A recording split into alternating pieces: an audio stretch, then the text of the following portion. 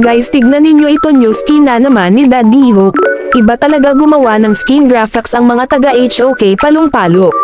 Paano na naman ito, iiyak na naman ba mga taga Legend?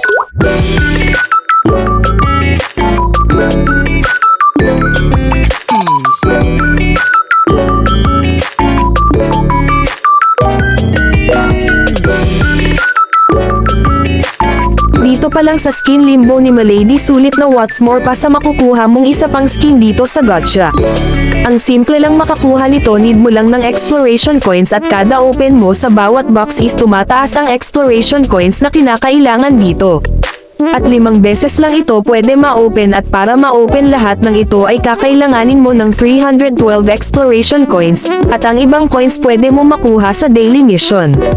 Kahit isa lang makuha dito sulit na guys, kaysa naman puro recharge tapos mas scam ka lang kaka-recharge, diba? Hahaha.